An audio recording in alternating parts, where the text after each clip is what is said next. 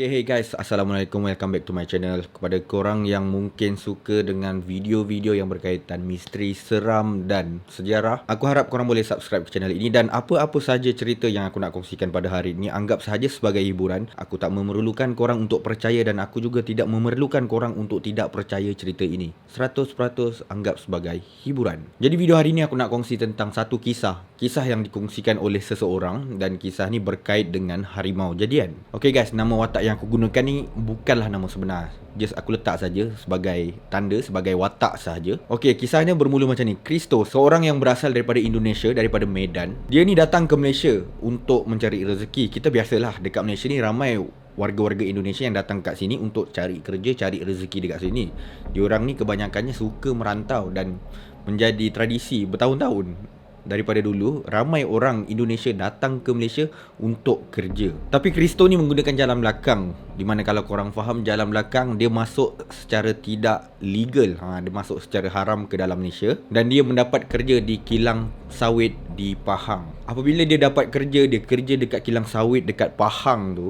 Dia kenal dengan seorang yang bernama Agus. Orang yang nationality dia Indonesia juga, sama negara. Cuma Agus ni seorang yang otai dekat situ. Dia dah lama, dia dah bekerja dan duduk di dalam Malaysia selama lebih 5 tahun. Apa yang menarik tentang Agus ni, Kristo sangat suka berkawan dengan Agus sebab Agus ni jenis seorang yang penghibur. Dia suka menghiburkan kawan-kawan dia. Agus sentiasa dilihat bersama gitar dia. Dia suka main gitar dan dia pandai menyanyi dan suara dia memang merdu. Kristo memang suka sangat dengar Agus menyanyi. Dan Agus ni sebenarnya cita-citanya nak jadi penyanyi, tapi tak kesampaian lah. Perjalanan hidup dia membawa dia jadi seorang pekerja kilang sawit. Nak buat macam mana kan, dah jalan hidup dia macam tu. Kemudian Agus ni juga sangat rapat dengan dia punya supervisor, iaitu dinamakan Abang Brahim. Dan setiap malam Jumaat, Agus dengan Abang Brahim ni akan keluar. Diorang akan pergi ke hutan. Mereka berdua ni pergi ke hutan, dan dalam keadaan tu Kristo perasan ketika setiap malam Jumaat bila mereka keluar pergi ke hutan, keadaan Agus ni sangat serius. Dia nampak macam bukan diri dia. Dia agak serius, agak garang dan bukan seorang yang nampak macam penghibur. Dekat situ Kristo dah rasa pelik jugalah dengan keadaan Agus ni. Disebabkan perangai Agus berubah ketika malam Jumaat apabila dia orang nak keluar pergi ke hutan, Kristo cuba tanya, tapi Agus ni suka berahsia. Dia langsung tak bagi tahu kenapa dia macam tu, dan dia langsung tak bagi tahu dia pergi ke mana. Segala rahsia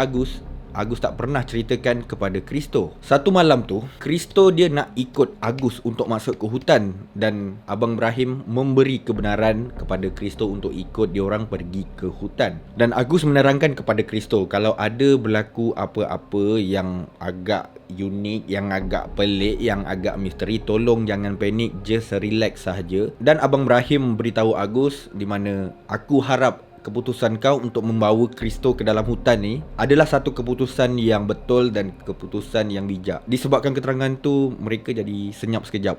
Dah macam malaikat lalu.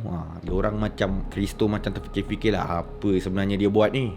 Mereka mulalah masuk ke dalam hutan, dan dalam perjalanan tu Kristo agak nervous. Dia berdebar-debar, dia agak seram, dia rasa lain macam dan sangat tertanya-tanya apa yang mereka buat pergi masuk ke dalam hutan ni. Kemudian dalam tempoh perjalanan diorang, mereka sampai ke sebuah gua, dan Kristo nampak gua tu dalam keadaan yang pelik sangat. Dia nampak gua tu seperti gua yang ada penghuni. Dia tengok ada tikar, tempat baring, ada bantal, ada makanan, ada minuman. Dan yang paling pelik, Kristo nampak ada TV guys. Dalam gua ada TV, lepas tu ada DVD player. Tapi Agus dengan Abang Brahim cakap, alah biasa je, tak ada apalah dalam ni, jom masuk. Dia dah masuk kat dalam tu, dalam keadaan Kristo ni masih tak boleh brain. Ini gua ke rumah biasa, penuh kelengkapan rumah ni. Kemudian Abang Brahim cakap, Kristo, engkau masuk. Mulai hari ini engkau akan diajar macam mana nak jaga Abang Brahim. Dengan apa yang Abang Brahim cakap tu, Kristo rasa amat pelik, sangat risau. Lepas tu dalam keadaan muka yang risau tu, Abang Brahim bagi tahu dekat Kristo, kejap lagi engkau akan faham. Kemudian Agus mengambil Abang Brahim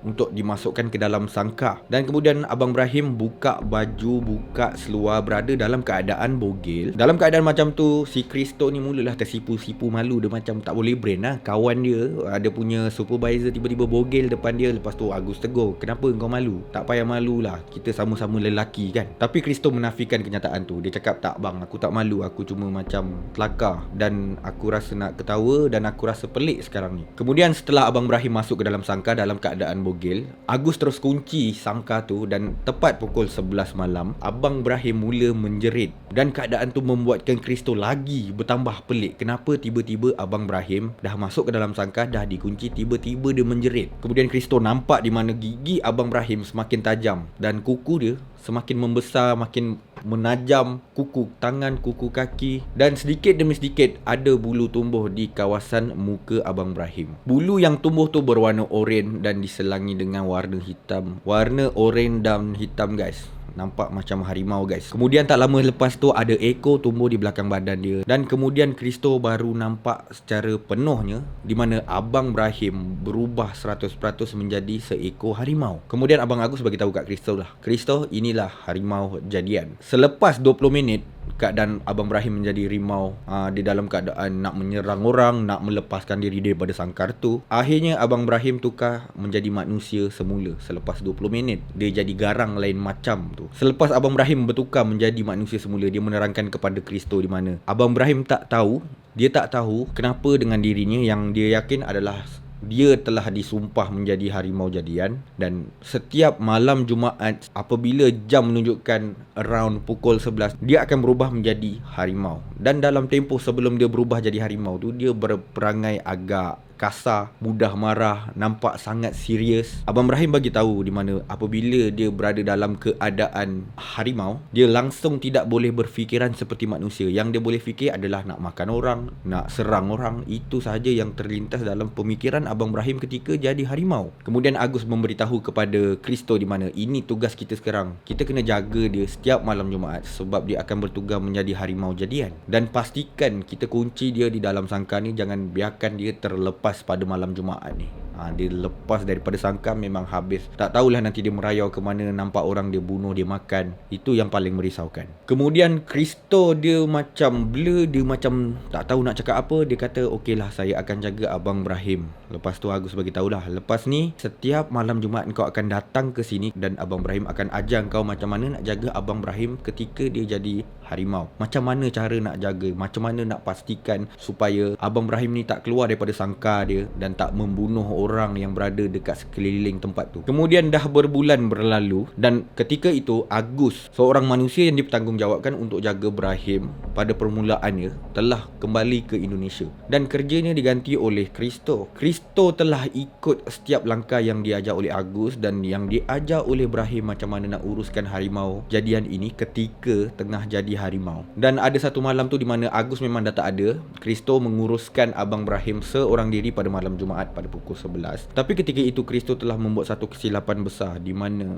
dia dah masukkan Abang Brahim ke dalam sangkar sebelum waktu pertukaran dia. Tetapi Kristo lupa nak kunci pagar sangkar tu. Dia dah tutup pintu tapi dia lupa nak kunci. Tapi ketika itu Kristo memang tak perasan lah di mana pintu sangkar tu tak dikunci sebenarnya. Tapi masa 2 jam tu dah berlalu, Abang Brahim masih tidak bertukar menjadi manusia biasa. Kemudian dia rasa mengantuk, dia tidur dekat gua tu. Dia just tidur je tanpa langsung dia perasan di mana pintu sangkar tu tak berkunci. Sewaktu tu jam dah menunjukkan 1:30. Jadi waktu tu memang waktu yang sangat ngantuk lah. Jadi Kristo tidur je lah dekat situ sambil menunggu Abang Brahim bertukar menjadi manusia kembali. Kesan daripada kesilapan Kristo tu, Abang Brahim telah lepas daripada sangkar tu. Dan apa yang nasib baiknya adalah Abang Brahim tidak menyerang Kristo walaupun ketika dia menjadi harimau. Itu adalah satu nasib yang baik untuk Kristo. Kalau tak memang dah terbelah 10, dah kena makan dengan harimau Abang Brahim tu. Apabila Kristo tersedar daripada tidur, dia sedar-sedar dah pukul 8 pagi.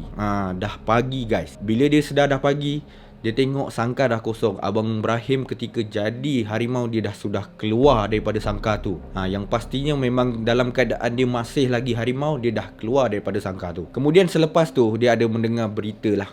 Dia dengar berita di mana ada seekor harimau sudah terlepas di kawasan Terengganu, di mana dia menganggap, dia rasa dan dia yakin itu adalah Abang Brahim yang dah bertukar menjadi harimau jadian lepas dari sangkar tapi dah tak bertukar-tukar lagi. Abang Ibrahim terus hilang dan langsung tak pulang ke tempat asal dia. Dia langsung dah tak kerja dekat kilang dia, langsung tak ada jumpa Kristo. Dan kesan daripada berlakunya peristiwa itu, Kristo rasa sangat bersalah. Dia rasa menyesal sebab dia tak menjaga Abang Ibrahim yang akan menjadi harimau jadian setiap malam Jumaat. Dia tak jaga dengan betul-betul. Kesan daripada tu juga, Kristo terus menghilangkan diri hanya disebabkan rasa bersalah tu. Sebab kesilapan dia tu boleh membuatkan orang lain mati tau. Orang lain kena serang harimau. Takkan harimau gigit lebih kurang je, confirm dia gigit sampai mati. Lepas tu mungkin dimakan juga mangsanya tu. Jadi guys, itu dia sedikit cerita yang dikongsikan oleh seseorang tentang harimau jadian. Dan apa pendapat korang tentang harimau jadian ni? Kalau kita dengar dari sudut cerita Melayu kita kan, orang Melayu, harimau ni kita boleh cakap sebagai penjaga lah. Apabila seseorang tu mempunyai penjaga seekor harimau jadian, apabila seseorang itu disakiti atau ada berlaku benda-benda jahat kepada dia, harimau jadian ni akan bertukar kepada harimau dan akan menyerang orang-orang yang menyakiti, yang menzalimi, yang buat jahat kepada orang yang dijaga tu. Sama macam movie yang ada dalam Malaysia ni, iaitu Waris Jari Hantu, cerita tentang harimau jadian. So guys, itu saja cerita tentang harimau jadian untuk video kali ini. Kalau korang suka konten ini, korang boleh subscribe, like dan share, sebab dengan tindakan korang tu akan membuatkan aku lebih semangat untuk teruskan buat konten-konten seperti ini. Jadi kepada anda yang mungkin ada info-info, cerita-cerita tentang harimau jadian ni, boleh kongsikan dekat ruangan komen di bawah. Itu saja video untuk kali ini. Assalamualaikum.